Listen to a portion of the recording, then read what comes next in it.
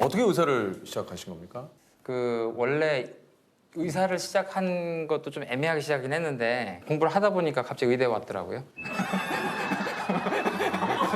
그러니까 공부 잘했으니까 오신 거잖아요. 공부를 얼마나 해야 갑니까 여기 의대를? 지금까지 되게 예. 이미지 좋았거든요. 네. 갑자기 마지막에 약간 교수님 흥분했어요.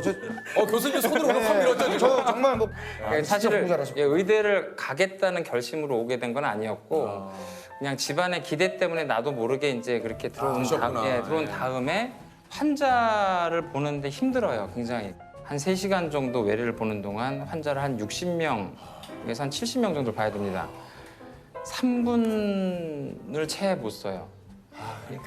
그러니까 이제 굉장히 높은 수준의 지식을 전달하고 환자들한테 앞으로 삶에 대해서 얘기하고 싶은데 그러기 힘드니까 알게 된 지식이나 아니면 알게 된 물질이나 이런 것들을 좀 소개하고 싶습니다. 그래서 사실은 알게 된 지식에 대해서 논문을 많이 쓰고 최근에 좀 교과서도 쓰고 특히 뇌출혈, 지주막하 출혈 환자들 이제 사망하지 않게 만드는 그런 신약을 이제 2012년부터 연구한 게 있어서 그거를 지금 신약으로 꺼내기 위해서 굉장히 노력 중입니다. 그래서 사실은 개인적으로 생각하는 좌우명이 있는데 스티브 잡스가 돌아가시기 전에 이제 항상 했던 얘기 중에 굉장히 유명한 말이 이 대우주에 네가 흔적이라도 남기지 않으려면 여기 뭐하러 태어났냐라는 말이 있고 무하마드 알리 같은 경우는 수많은 명언을 남겼지만 네 꿈이 만약에 너를 두렵게 하지 않는다면 그 꿈은 충분히 크지 않은 것이다 라는 말이 있습니다. 그래서 저희가 그 무하마드 알리의 명언은 나비처럼 날아서 벌처럼 살아.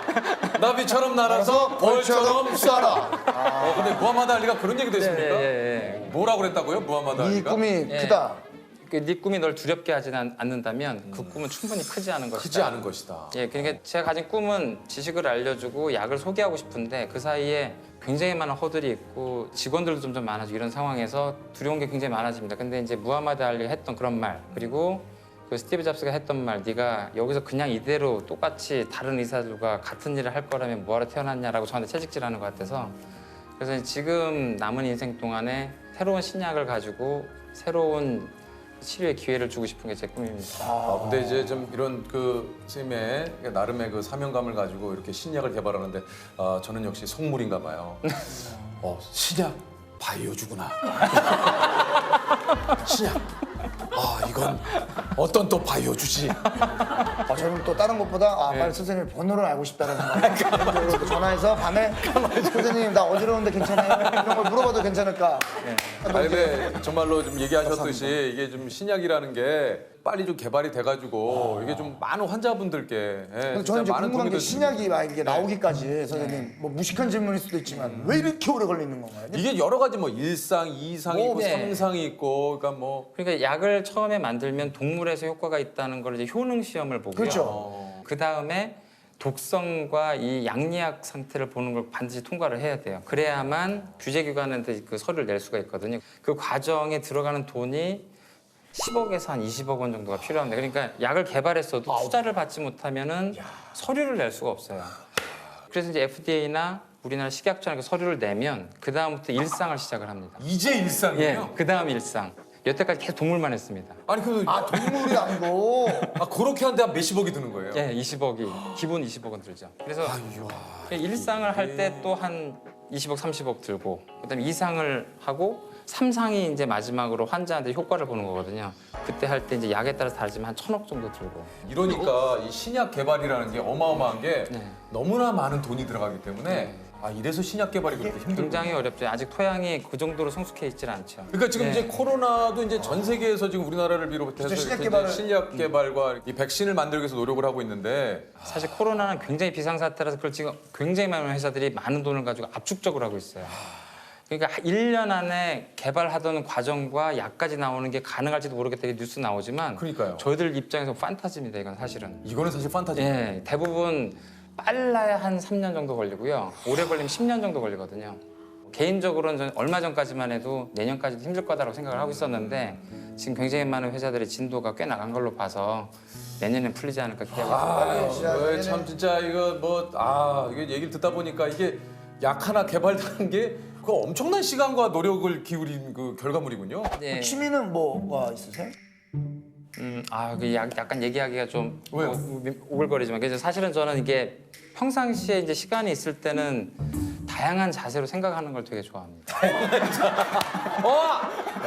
야 정말 역대 수없이 많은 저희가 또 수제분들도 만나고 네. 수많은 의사 선생님을 만났지만 상상도 못 해본 취미야. 다양한 자세 잠을 자는 것도 아니고. 야, 계속 걸어다니면서 생각한다든지 갑자기 지하철 안에서 생각한다든지 아니면 앉은 자세로 생각한다든지 그냥 음악을 틀어놓고 생각한다든지 그러니까 예. 오로지 선생님의 그 하나 생각은 지금 이 신약을 어떻게 만들어낼 것인가 여기에 예, 지금 그런 것과 지금 쓰고 있는 논문의 가치와 그 논문을 어떻게 하면 잘 쓰고 어떻게 인정받을 것인가 뭐 그런 쪽으로 많이 제 생각이 되죠. 그러니까 이게 아까 얘기했잖아요. 꿈의 크기가 네가 뭐라 그랬더라? 아까 알리가 뭐 나비처럼 알리가 날아서 벌처럼 자, 그거 할 거 아니면은 얘기도 하지 말아라. 네가 어? 꿈을 꿀 거면 벌처럼 날아라. 아니에요? 야, 진짜 저 몰랐어. 뭐 벌처럼 해서 나비로 날아라 뭐 그런 얘기예요. 날아서 날아서 쏴라. 한턱 쏘든 뭘 쏴라. 뭘 쏴? 뭘 한턱 쏴? 쏴라 있네. 쏴라 있어. 뭐 이런 거 아니겠습니까? 나를 만나지 않으려면 지금 당장 이것을 해라 하는 게 나를 만나지 네. 않으려면 지금 당장 이걸 내라. 뭡니까? 1번은 담배를 끊어라.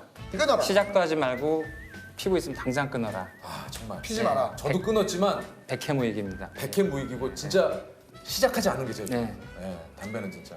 두 번째는 고혈압이나 당뇨에 대한 두려움을 떨쳐라. 고혈압을 태어나는 사람은 거의 없어요. 당뇨를 태어나는 사람은 거의 없고 나이가 들면서 걸리게 되는 건데 두려워해서 진단을 회피하고 먹어야 될 약을 안 먹는 게 훨씬 더 병을 크게 만드는 거예요. 그러니까 1년에 한 번 정도 검사를 하고 초기일 때 빨리 잡으면 그 병이 동맥경을 안 일으키고 뇌졸중도 안 일으키게 됩니다. 저 하나만 물어봐도 됩니까? 네네. 진짜 많은 분들 좀 궁금해할 수도 있는데 선생님은 평소에 뭘 챙겨 드세요? 이거 중요하네. 네. 네. 선생님이 챙겨 드시는 게 뭘까? 교수님이 뭘 좀 챙겨 드시는 게 좀 있나? 예, 저는 일단 고혈압이 있어요. 제가 어머니 쪽을 닮았는데 그 목의 쪽이 굉장히 심한 심근경색 굉장히 많습니다. 그래서 저는 어릴 때부터 이제 체중 굉장히 찔 수 있고 혈압과 당뇨, 고지혈증 이거는 반드시 생기겠구나라고 이렇게 하고 있어서 한 대여섯 가지를 이제 챙겨 먹는데요. 아침에 일어나면 혈압약과 고지혈증약 을 반드시 먹습니다. 그게 제일 저를 챙기는 거죠. 아침에 일어나자마자 그거 예, 그것부터 챙깁니다.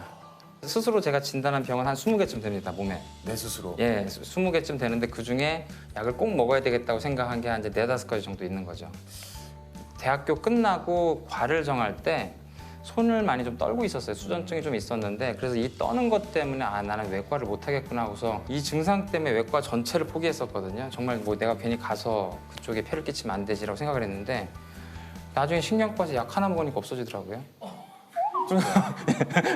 평생 없어요. 그래서 그 사람한테 필요한 약을 피하는 것 때문에 나빠지시는 분들 굉장히 많이 봤거든요. 저 같은 경우는 차라리 그 전에 약을 먹었으면 외과도 굉장히 긍정적으로 생각하지 않았을까.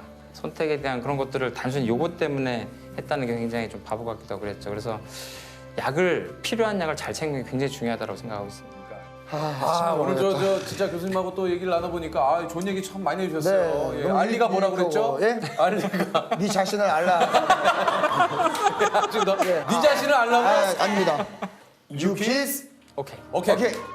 이것은 원래 퇴역 군인이나 고참병을 뜻하는 불어로 나이가 들었다라는 뜻의 라틴어 베테라누스에서 파생된 말입니다. 실제로 프랑스 체육계에서는요 35세 이상의 선수를 가리켜 이것이라 칭하기도 하는데요. 오늘날 어떤 분야에 오랫동안 종사해 노련한 사람을 뜻하는 이것은 무엇일까요? 베테랑. 베테랑. 정답! 오! 야 이게 베테랑이구나. 이게 프랑스어네요. 몰랐어요. 축하드립니다.